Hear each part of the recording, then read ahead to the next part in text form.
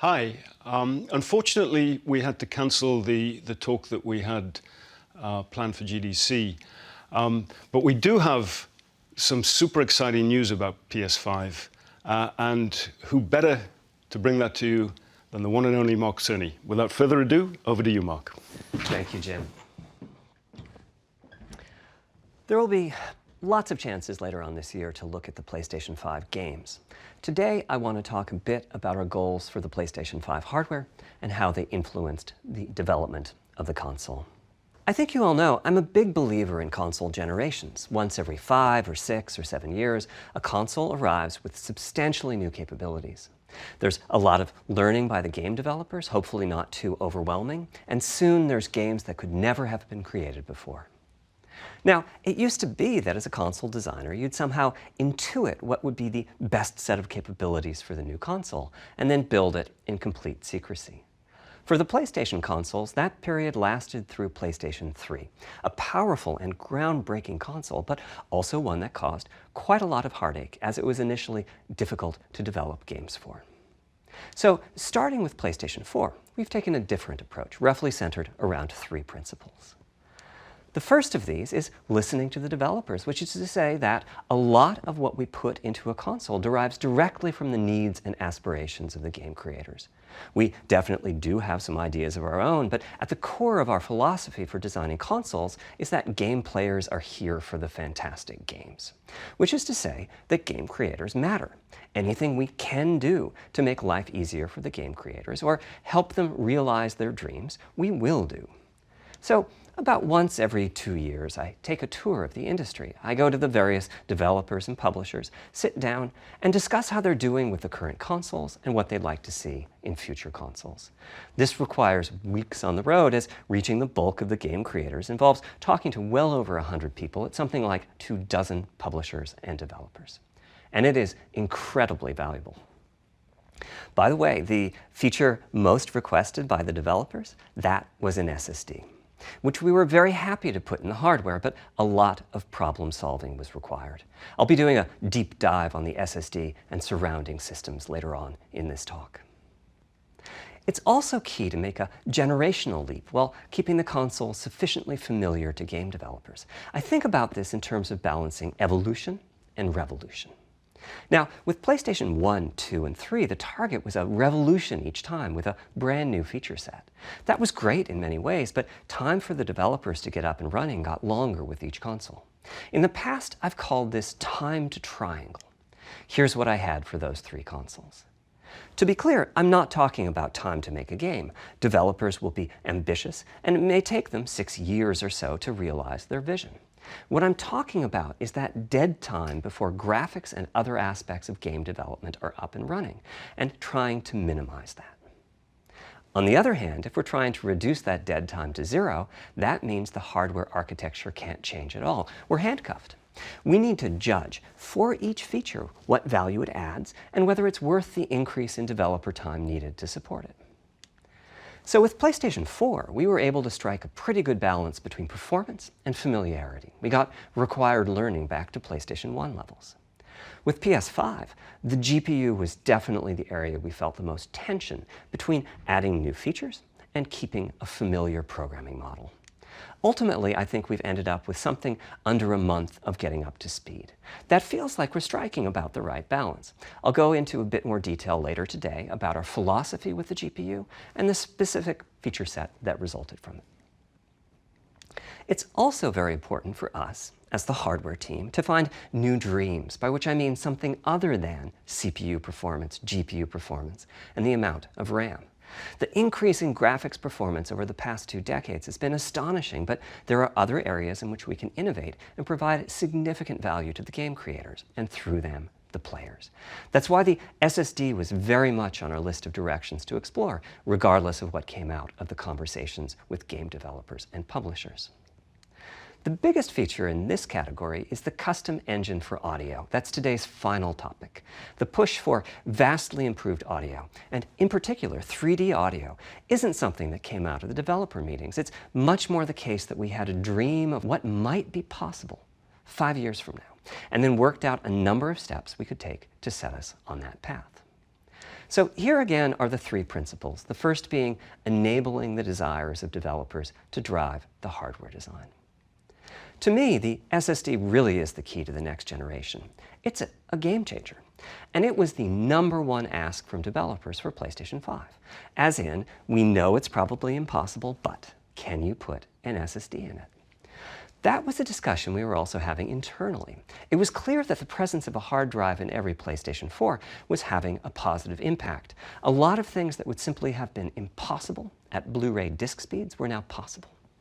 At the same time, though, in 2015 and 2016, when we were having these conversations, developers were already banging up against the limits of the hard drive, and a lot of developer time was being spent designing around slow load speeds.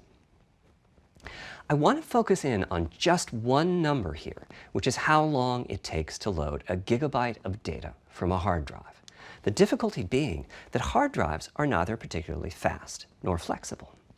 If all your data is in one block, which is frankly not very likely, you can load 50 to 100 megabytes a second, depending on where the data is located on the hard drive. Let's assume it's on the outer edge, which means loading a gigabyte takes 10 seconds. If you compress your game packages, you can fit more data on the Blu-ray disc and also effectively boost your hard drive read speed by the compression ratio. We support zlib decompression on PlayStation 4 that gets you something like 50% more data on the disk and 50% higher effective read speed. Unfortunately, though, it's highly likely that your data is scattered around in various files on the hard drive, as well as sourced from multiple locations within those files. So lots of seeks are needed at 2 to 50-ish milliseconds each. My rule of thumb is that the hard drive is spending 2/3 of its time seeking and only 1/3 of its time actually loading data. Putting all of that together, a gigabyte is very roughly 20 seconds to load from a hard drive. Now, a gigabyte is not much data. Games are using 5 or 6 gigabytes of RAM on PlayStation 4, so boot times and load times can get pretty grim. Or to put that differently, as a player, you wait for the game to boot, wait for the game to load, wait for the level to reload every time you die, and you wait for what is euphemistically called fast travel. And all of that leads to the dream. What if we could have not just an SSD, but a blindingly fast SSD? If we could load 5 gigabytes a second from it, what would change? Now, SSDs are completely different from hard drives. They don't have seeks as such. If you have a 5 gigabyte a second SSD, you can read data from 1,000 different locations in that second, pretty much at speed. As for time to load a gigabyte, this is next gen we're talking about, so memory is bigger. Instead, we should be asking how long to load 2 gigabytes. And the answer is about 1/4 of a second. I mean, that's amazing. We're talking 2 orders of magnitude, meaning very roughly 100 times faster. Which means at 5 gigabytes a second for the SSD, the potential is that the game boots in a second. There are no load screens. The game just fades down while loading a half dozen gigabytes and fades back up again. Same for a reload. You're immediately back in the action after you die. And fast travel becomes so fast it's blink and you miss it. As game creators, we go from trying to distract the player from how long fast travel is taking, like those Spider-Man subway rides, to being so blindingly fast that we might even have to slow that transition down. Pretty cool, right? But for me, this is not the primary reason to change from a hard drive to an SSD. The primary reason for an ultra-fast SSD is that it gives the game designer freedom. Or to put that differently, with a hard drive, the 20 seconds that it takes to load a gigabyte can sabotage the game that the developer is trying to create. I think almost all of us in the room have experienced this, maybe in different ways. Say we're making an adventure game and we have 2 rich environments where we each want enough textures and models to fill memory, which you can do as long as you have a long staircase or elevator ride or a windy corridor where you can ditch the old assets and then take 30 seconds or so to load the new assets. Having a 30-second elevator ride is a little extreme. More realistically, we'd probably chop the world into a number of smaller pieces and then do some calculations with sight lines and run speeds like we did for Haven City when we were making Jack 2. The game is 20 years old, but not much has changed since then. All those twisty passages are there for a reason. There's a whole subset of level design dedicated to this sort of work, but still, it's a giant distraction for a team that just wants to make their game. So when I talked about the dream of an SSD, part of the reason for that 5 GB a second target was to eliminate loads, but also part of the reason for that target was streaming. As in, what if the SSD is so fast that as the player is turning around, it's possible to load textures for everything behind the player in that split second? If you figure that it takes half a second to turn, that's 4 GB of compressed data you can load. That sounds about right for next gen. Anyway, back to the hard drive. Another strategy for increasing effective read speed is to make big sequential chunks of data. For example, we might group all the data together for each city block. That removes most of the seeks, and the streaming gets faster. But there's a downside too, which is that frequently used data is included in many chunks and therefore is on the hard drive many, many times. Marvel's Spider-Man uses this strategy, and though it works very well for increasing the streaming speed, there's a massive duplication as a result. Some of the objects like mailboxes or news racks are on the hard drive 400 times. What I'm describing here are things that cramp a creative director's style. Either level design gets a little bit boring in places, or the data is duplicated so many times that it no longer fits on the Blu-ray disc. And you end up with hard limits on the player's run speed or driving speed. The player can't go faster than the load speed from the hard drive. And finally, I'm sure many of you have noticed that after a patch download, a PlayStation 4 will sometimes take a long time to install the patch. That's because when just part of a file has been changed, the new data can be downloaded pretty quickly. But before the game boots up, a brand new file has to be constructed that includes the changed portion. Otherwise, every change would add a seek or two. Even so, you can occasionally see this happening on game titles. They start to hitch once they get patched enough. With an SSD, though, no seeks, so no need to make brand new files with the changes incorporated into them, which means no installs as you know them today. There's yet one more benefit, which is that system memory can be used much more efficiently. On PlayStation 4, game data on the hard drive feels very distant and difficult to use. By the time you realize you need a piece of data, it's much too late to go out and load it. So system memory has to contain all of the data that could be used in the next 30 seconds or so of gameplay. That means a lot of the 8 GB of system memory is idle. It's just waiting there to be potentially used. On PlayStation 5, though, the SSD is very close to being like more RAM. Typically, it's fast enough that when you realize you need a piece of data, you can just load it from the SSD and use it. There's no need to have lots of data parked in system memory waiting to potentially be used. A different way of saying that is that most of RAM is working on the game's behalf.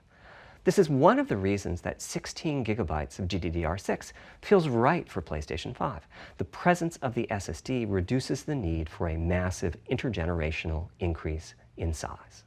So back to the dream of the SSD. Here's the set of targets. Boot the game in a second. No load screens. Design freedom, meaning no twisty passages or long corridors. More game on the disk and more game on the SSD. And finally, those patch installs go away. The reality, though, is that the SSD is just one piece of the puzzle. There's a lot of places where bottlenecks can occur in between the SSD and the game code that uses the data.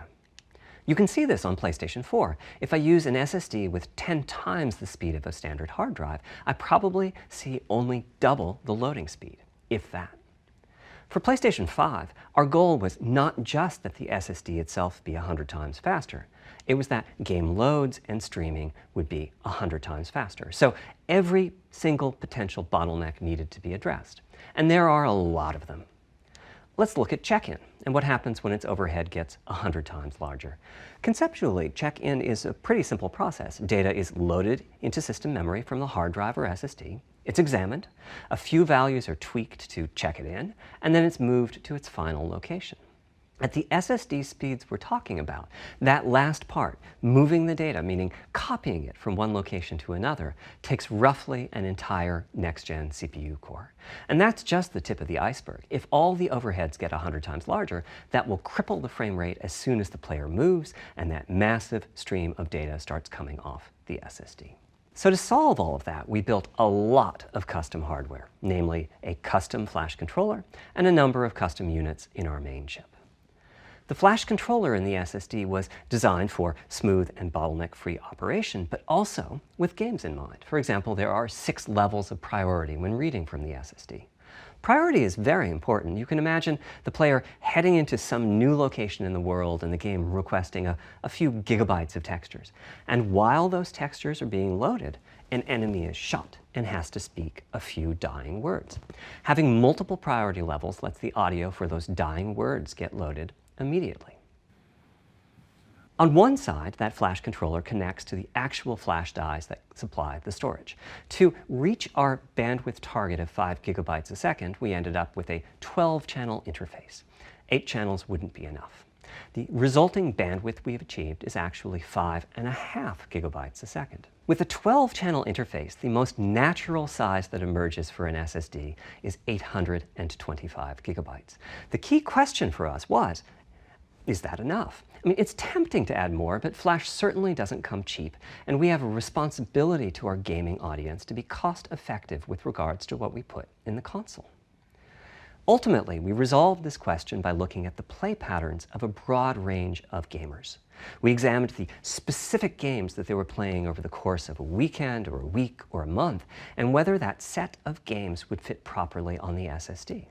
We were able to establish that the friction caused by reinstalls or redownloads would be quite low, and so we locked in on that 825 gigabyte size, while also preparing multiple strategies so that those who want more storage can add it. I'll go through the details in a moment. Back to the flash controller. On the other side, it connects to our main custom chip via 4 lanes of Gen 4 PCIe. And inside the main custom chip is a pretty hefty unit dedicated to I/O. Before we talk about what that does, let's talk compression for a moment. PlayStation 4 used zlib as its compression format. We decided to use it again on PlayStation 5, but on my 2017 tour of developers, I learned about a new format called Kraken from Rad Game Tools. It's like zlib's smarter cousin. Simple, similar types of algorithms, but about 10% better compression, which is pretty big. That means 10% more game on the UHD Blu-ray disc or on the SSD. Kraken had only been out for a year, but it was already becoming a de facto industry standard. Half of the teams I talked to were either using it or getting ready to evaluate it. So we hustled and built a custom decompressor into the I/O unit, one capable of handling over 5 gigabytes of Kraken format input data a second. After decompression, that typically becomes 8 or 9 gigabytes, but the unit itself is capable of outputting as much as 22 gigabytes a second if the data happen to compress particularly well. By the way, in terms of performance, that custom decompressor equates to 9 of our Zen 2 cores. That's what it would take to decompress the Kraken stream with a conventional CPU. There's a lot more in the custom I/O unit, including a dedicated DMA controller. The game can direct exactly where it wants to send the data coming off of the SSD. This equates to another Zen 2 core or 2 in terms of its copy performance. Its primary purpose is to remove check-in as a bottleneck. There's 2 dedicated I/O coprocessors and a large RAM pool. These aren't Zen 2 cores. They're there principally to direct the variety of custom hardware around them. One of the coprocessors is dedicated to SSD I/O. This lets us bypass traditional file I/O and its bottlenecks when reading from the SSD. The other is responsible for memory mapping, which I know doesn't sound like anything related to the SSD, but a lot of developers map and remap memory as part of file I/O, and this too can become a bottleneck. There are coherency engines to assist the coprocessors. Coherency comes up a lot in places. Probably the biggest coherency issue is stale data in the GPU caches. Flushing all of the GPU caches whenever the SSD is read is an unattractive option. It could really hurt the GPU performance. So we've implemented a gentler way of doing things. where the coherency engines inform the GPU of the overwritten address ranges, and custom scrubbers in several dozen GPU caches do pinpoint evictions of just those address ranges. The best thing is, as a game developer, when you read from the SSD, you don't need to know any of this. You don't even need to know that your data is compressed. You just indicate what data you'd like to read from your original uncompressed file and where you'd like to put it, and the whole process of loading it happens invisibly to you and at very high speed. Back to the dream. Thanks to all of that surrounding hardware, our 5.5 gigabytes a second really should translate into something like 100 times faster I/O than PS4 and allow the dream of no load screens and super fast streaming to become a reality. Having said that, expandability of our SSD is going to be quite important. Flash is costly, and you may very well want to add storage to whatever we put in the console. Now, the kind of storage you need depends on how you're going to use it. If you have an extensive PlayStation 4 library and you'd like to take advantage of backwards compatibility to play those games on PlayStation 5, then a large external hard drive is ideal. You can leave your games on the hard drive and play them directly from there, thus saving the pricier SSD storage for your PlayStation 5 titles, or you can copy your active PlayStation 4 titles to the SSD. If your purpose in adding more storage is to play PlayStation 5 titles, though, ideally you would add to your SSD storage. We will be supporting certain M2 SSDs. These are internal drives that you can get on the open market and install in a bay in the PlayStation 5. As for which ones we support and when, I'll get to that in a moment. They connect through the custom I/O unit just like our SSD does, so they can take full advantage of the decompression, I/O coprocessors, and all the other features I was talking about. Here's the catch, though. That commercial drive has to be at least as fast as ours. Games that rely on the speed of our SSD need to work flawlessly with any M2 drive. When I gave the Wired interview last year, I said that the PlayStation 5 SSD was faster than anything available on PC.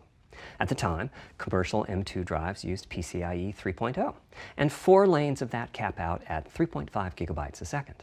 In other words, no PCIe 3.0 drive can hit the required spec. M2 drives with PCIe 4.0 are now out in the market. We're getting samples and seeing 4 or 5 gigabytes a second from them. By year's end, I expect there will be drives that saturate 4.0 and support 7 gigabytes a second. Having said that, we are comparing apples and oranges, though, because that commercial M2 drive will have its own architecture, its own flash controller, and so on.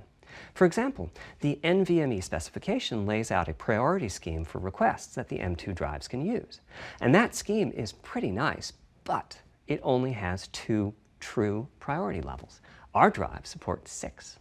We can hook up a drive with only 2 priority levels, definitely, but our custom I/O unit has to arbitrate the extra priorities rather than the M2 drive's flash controller. And so the M2 drive needs a little extra speed to take care of issues arising from the different approach.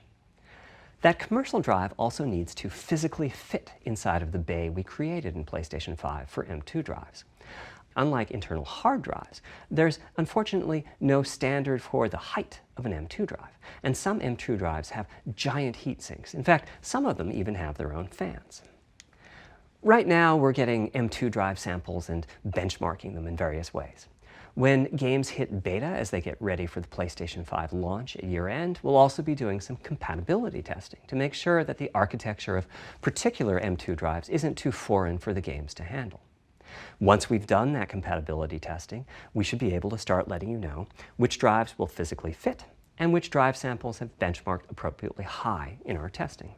It would be great if that happened by launch, but it's likely to be a bit past it, so please hold off on getting that M2 drive until you hear from us. Okay, back to our principles.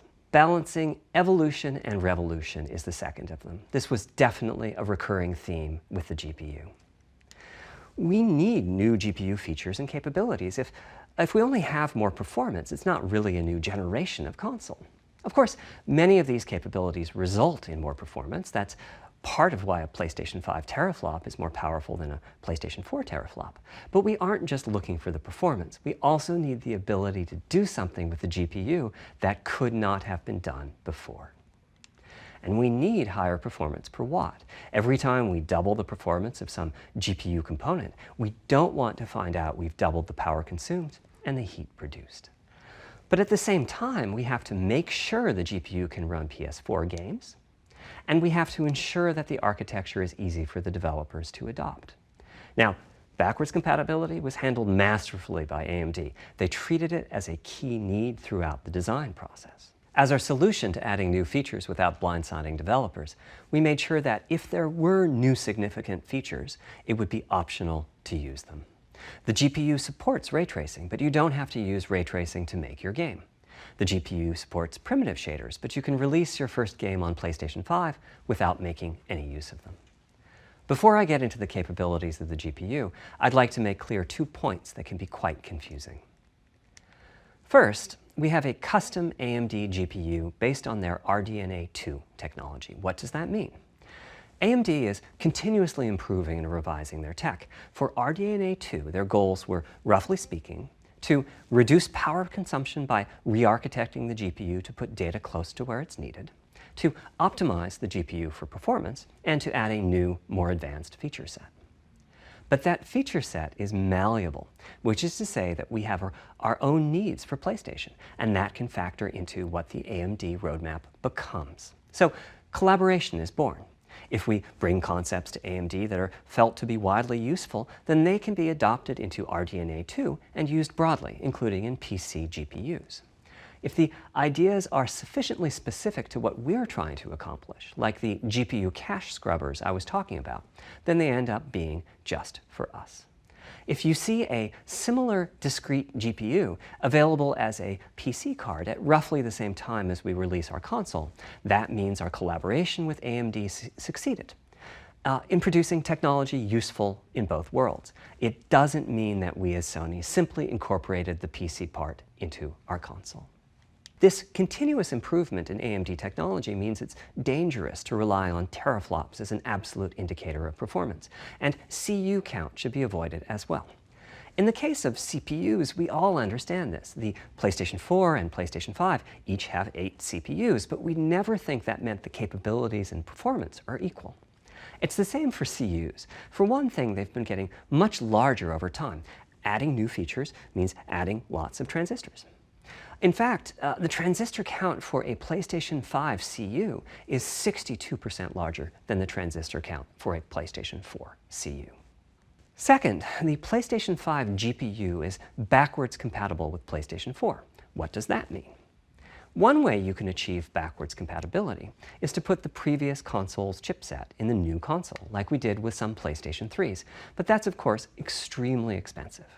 A better way is to incorporate any differences in the previous console's logic into the new console's custom chips, meaning that even as the technology evolves, the logic and feature set that PlayStation 4 and PlayStation 4 Pro titles rely on is still available in backwards compatibility modes. One advantage of this strategy is that once backwards compatibility is in the console, it's in. It's not as if a cost down will remove backwards compatibility like it did on PlayStation 3.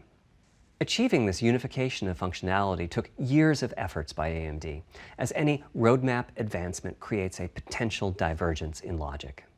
Running PS4 and PS4 titles at boosted frequencies has also added complexity. The boost is truly massive this time around, and some game code just can't handle it. Testing has to be done on a title-by-title basis. Results are excellent, though. We recently took a look at the top 100 PlayStation 4 titles as ranked by playtime, and we're expecting almost all of them to be playable at launch on PlayStation 5. With regards to new features, as I said, our strategy was to try to break new ground, but at the same time not to require use of the new GPU capabilities. For more than a decade, GPUs have imposed a restriction on game engines. Software handles vertex processing, but for the most part, dedicated hardware is responsible for the triangles and other geometry that the vertices form. That means it's not possible to do even basic optimizations, such as aborting processing of a vertex if all geometry that uses it is off-screen. PlayStation 5 has a new unit called the Geometry Engine, which brings handling of triangles and other primitives under full programmatic control. As a game developer, you're free to ignore its existence and use the PlayStation 5 GPU as if it were no more capable than the PS4 GPU, or you can use this new intelligence in various ways. Simple usage could be performance optimization, such as removing backfaced or off-screen vertices and triangles. More complex usage involves something called primitive shaders, which allow the game to synthesize geometry on the fly as it's being rendered. It's a brand new capability. Using primitive shaders on PlayStation 5 will allow for a broad variety of techniques, including smoothly varying level of detail, addition of procedural detail to close-up objects, and improvements to particle effects and other visual special effects. Another major new feature of our custom RDNA 2-based GPU is ray tracing, using the same strategy as AMD's upcoming PC GPUs. The CUs contain a new specialized unit called the intersection engine, which can calculate the intersection of rays with boxes and triangles. To use the intersection engine, first you build what is called an acceleration structure. It's data in RAM that contains all of your geometry. There's a specific set of formats you can use. They're variations on the same BVH concept. Then, in your shader program, you use a new instruction that asks the intersection engine to check a ray against the BVH. While the intersection engine is processing the requested ray triangle or ray box intersections, the shaders are free to do other work.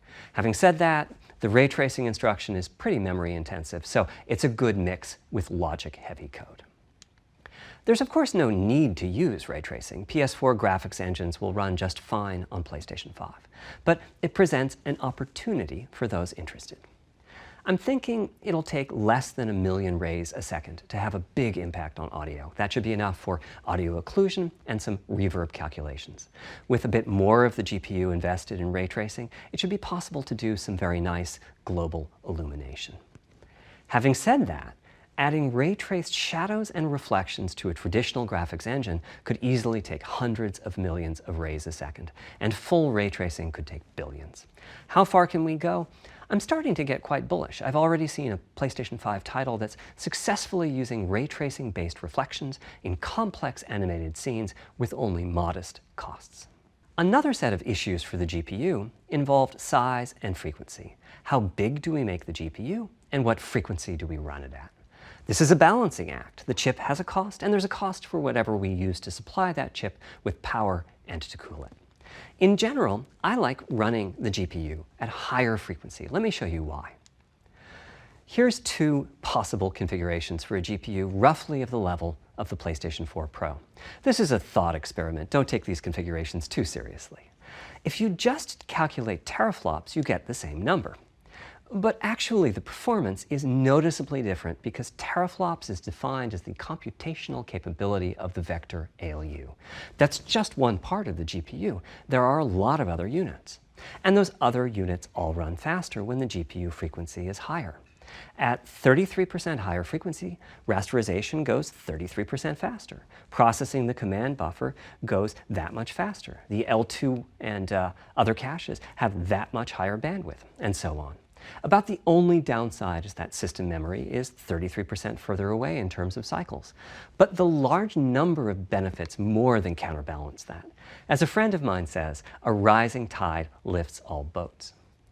Also, it's easier to fully use 36 CUs in parallel than it is to fully use 48 CUs. When triangles are small, it's much harder to fill all those CUs with useful work. So there's a lot to be said for faster, assuming you can handle the resulting power and heat issues, which frankly, we haven't always done the best job at. Part of the reason for that is, historically, our process for setting CPU and GPU frequencies has relied on some heavy-duty guesswork with regards to how much electrical power games will consume and how much heat will be produced as a result inside of the console. Power consumption varies a lot from game to game.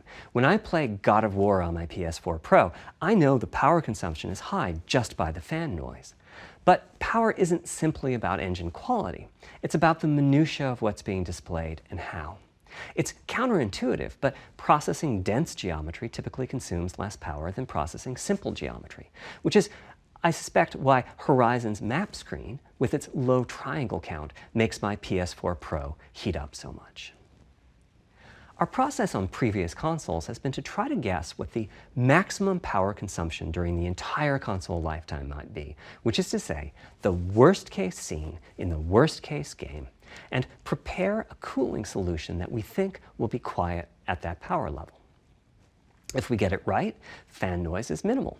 If we get it wrong, the console will be quite loud for the higher power games, and there's even a chance that it might overheat and shut down if we misestimate power too badly. PlayStation 5 is especially challenging because the CPU supports 256-bit native instructions that consume a lot of power.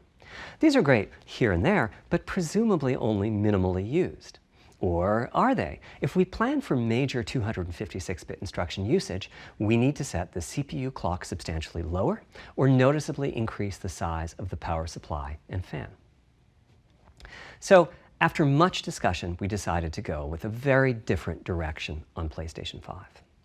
We built a GPU with 36 CUs. Mind you, RDNA 2 CUs are large. Each has 62% more transistors than the CUs we were using on PlayStation 4. So if we compare transistor counts, 36 RDNA 2 CUs equates to roughly 58 PlayStation 4 CUs. It is a fairly sizable GPU. Then we went with a variable frequency strategy for PlayStation 5, which is to say we continuously run the GPU and CPU in boost mode. We supply a generous amount of electrical power and then increase the frequency of GPU and CPU until they reach the capabilities of the system's cooling solution. It's a completely different paradigm. Rather than running at constant frequency and letting power vary based on the workload, we run at essentially constant power and let the frequency vary based on the workload. We then tackled the engineering challenge of a cost-effective and high-performance cooling solution designed for that specific power level. In some ways, it becomes a simpler problem because there are no more unknowns. There's no need to guess what power consumption the worst-case game might have. As for the details of the cooling solution, we're saving them for our teardown. I think you'll be quite happy with what the engineering team came up with. So, how fast can we run the GPU and CPU with this strategy? The simplest approach would be to look at the actual temperature of the silicon die and throttle the frequency on that basis. But that won't work. It fails to create a consistent PlayStation 5 experience. It wouldn't do to run a console slower simply because it was in a hot room. So rather than look at the actual temperature of the silicon die, we look at the activities that the GPU and CPU are performing and set the frequencies on that basis, which makes everything deterministic and repeatable. While we're at it, we also use AMD's Smart Shift technology and send any unused power from the CPU to the GPU so it can squeeze out a few more pixels. The benefits of this strategy are quite large. Running a GPU at 2 GHz was looking like an unreachable target with the old fixed frequency strategy. With this new paradigm, we're able to run way over that. In fact, we have to cap the GPU frequency at 2.23 GHz so that we can guarantee that the on-chip logic operates properly. 36 CUs at 2.23 GHz is 10.3 teraflops, and we expect the GPU to spend most of its time at or close to that frequency and performance. Similarly, running the CPU at 3 GHz was causing headaches with the old strategy. But now we can run it as high as 3.5 GHz. In fact, it spends most of its time at that frequency. That doesn't mean all games will be running at 2.23 GHz and 3.5 GHz. When that worst-case game arrives, it will run at a lower clock speed, but not too much lower. To reduce power by 10%, it only takes a couple of percent reduction in frequency, so I'd expect any downclocking to be pretty minor. All things considered, the change to a variable frequency approach will show significant gains for PlayStation gamers. The final of our 3 principles was about finding new dreams. It's important for us on the hardware team to find new ways to expand or deepen gaming, and that's what led us to a focus on 3D audio. As players, we experience the game through the visuals, through audio, and through the feedback we receive from the controller, such as rumble or haptics. Personally, I feel a game is just dead without audio. Visuals are, of course, important, but the impact of audio is huge as well. At the same time, the audio team on a game project has to do a lot with a little. For example, on PlayStation 4, there's fierce competition for the Jaguar CPU cores. Audio typically ends up getting just a fraction of a core. That's not much of a computational resource, particularly when you consider that the visuals run at 30 or 60 frames a second, but audio processing needs to happen at almost 200 times a second. So it's been tough going making forward progress on audio with PlayStation 4, particularly when PlayStation 3 was such a beast when it came to audio. The SPUs in Cell were almost a perfect device for audio rendering. Simple pipelined algorithms could really take advantage of asynchronous DMA and frequently reached 100% utilization of the floating point unit. There's unfortunately nothing comparable on PlayStation 4. Probably the most dramatic progress in the PlayStation 4 generation has been with virtual reality. The PSVR hardware has its own audio unit. It supports about 50 pretty decent 3D sound sources.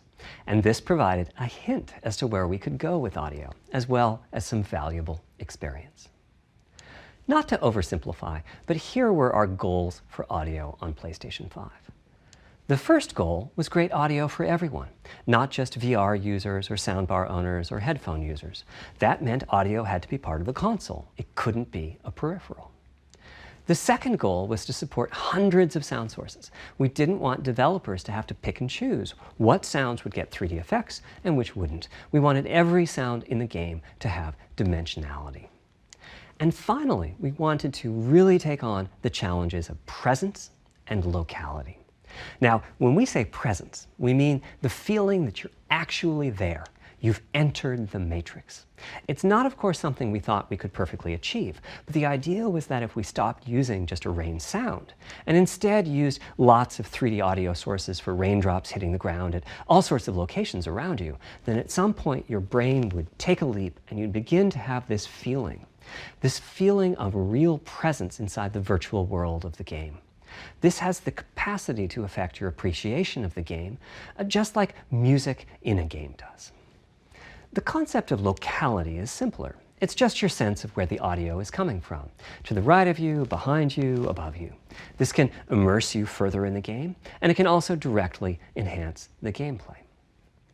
To use Dead Space as an example, I know, old school, you're fighting enemies in fairly dark, spooky locations. Back in the day, if you played the game using the TV speakers, you could tell that there was one last enemy growling and hunting you down, but it was difficult to tell quite where that enemy was. With headphones, you could tell that the enemy was somewhere on the right, which let you deduce, if you couldn't see it, that it must be somewhere behind and to your right. But with 3D audio with good locality, the idea is you know the enemy is precisely there, and you turn and you take it out. So, how do we know where a sound is coming from in the first place? Well, all those bumps and folds in the ear have a meaning, evolutionarily speaking. Based on what direction the sound is coming from, sound waves bounce around inside the ear, there's some constructive and destructive interference, and the result is a change in volume. The phase of the sound also shifts, depending on what path the sound wave took to reach the ear canal. These volume changes and phase shifts are different for each direction and also vary depending on the frequency of the sound. Head size and head shape also impact the sound in a similar fashion. The way that the sound changes, based on direction and frequency, can be encoded in a table called the Head-Related Transfer Function, or HRTF. Here's part of one. The vertical axis is the frequency. The horizontal axis is the direction, front, back, left, right, and the color gives the degree of attenuation of the sound at that frequency. The HRTF is as unique to an individual as a fingerprint is. In fact, you're looking at mine right now. Here's how we measure an HRTF. We've taken hundreds of people through this process. We put a microphone in the subject's left and right ear canals, and then sit the subject down in the middle of an array of 22 speakers. We then play an audio sweep from each speaker as we rotate the subject. In the course of 10 or 20 minutes, we're able to sample the HRTF at over 1,000 locations. Using an HRTF when rendering audio creates unparalleled quality, but it's computationally expensive. The simplest way to use an HRTF is to process a sound source to make it appear as if it's coming from one of those 1,000 locations we sample.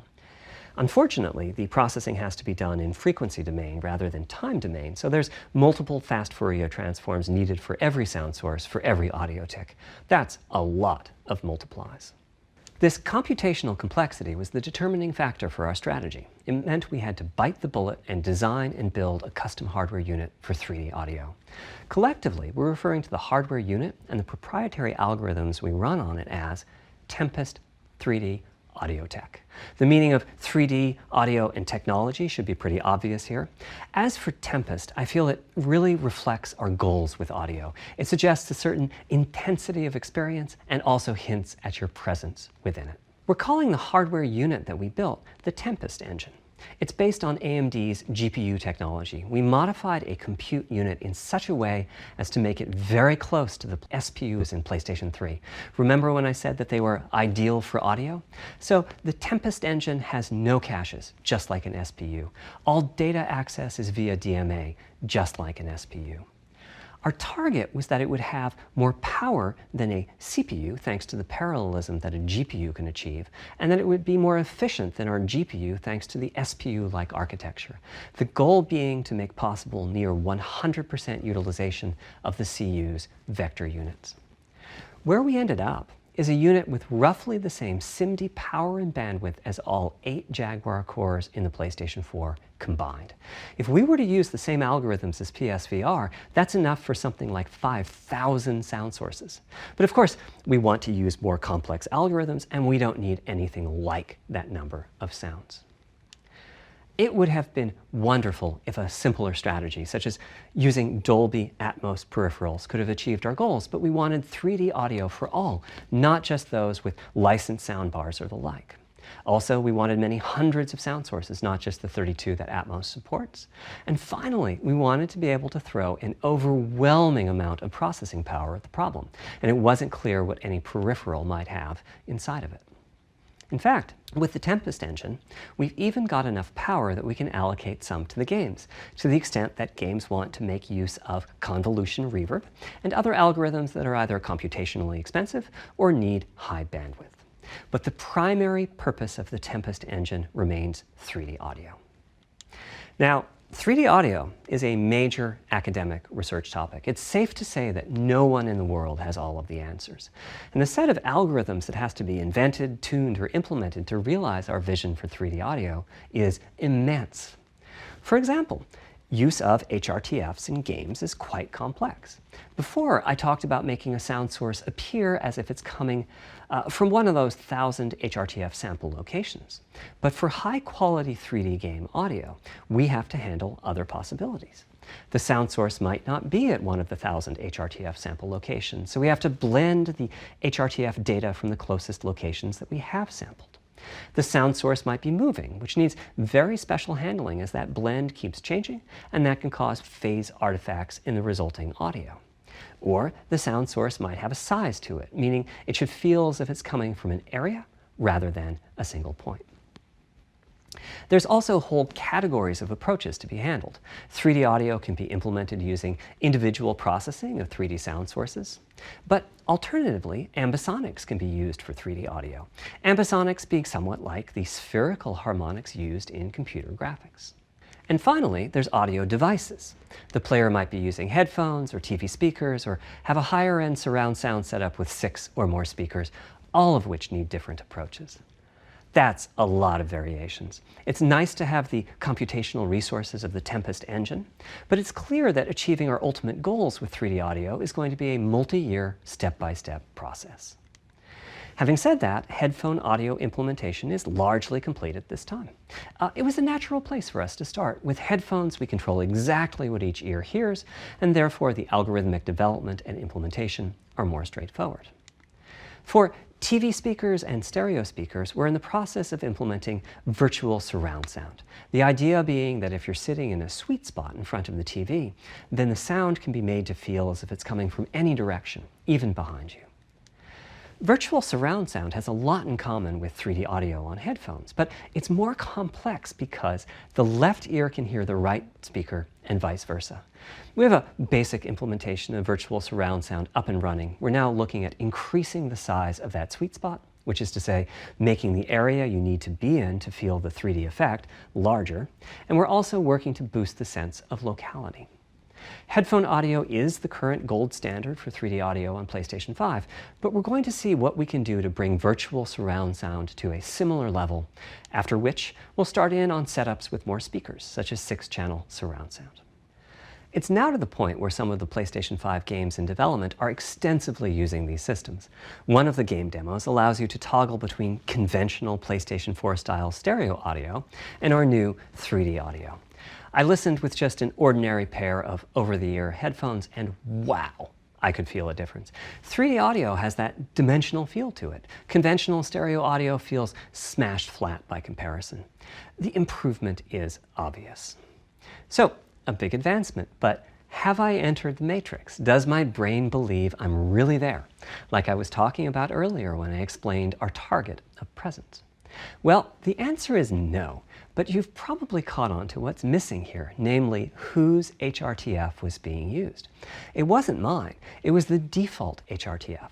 The audio team analyzed the hundreds that they measured and chose the one they felt was the closest fit to the total game-playing audience. This shows a piece of the default HRTF on the left and my HRTF on the right. You can see that the general features are much the same, but the details are quite different. With the default HRTF, as I said, the 3D audio sounds pretty great. When I use my HRTF, though, the audio reaches a higher level of realism, which is to say that when using headphones and my HRTF, I occasionally get fooled and even think a sound is coming from the real world when it's actually coming from the game. A corollary to this is that there are a few people whose HRTFs are sufficiently far from the default HRTF, that's the red dot here, that they can toggle between PS4 style and PS5 style audio and not sense much difference. I've had a few people describe the PlayStation 5's 3D audio as sounding like a bit better stereo audio. Presumably they're the ones at the very edges of this diagram. Which means what HRTF you're using is key. I'd like everyone to be able to experience what I'm experiencing, but obviously it's not possible to measure the HRTF of every PlayStation user. That means HRTF selection and synthesis are going to be big topics going forward as the Tempest technology matures.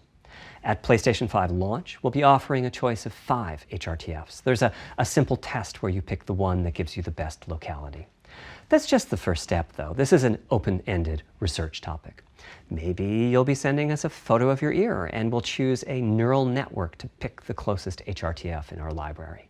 Maybe you'll be sending us a video of your ears and your head and we'll make a 3D model of them and synthesize the HRTF.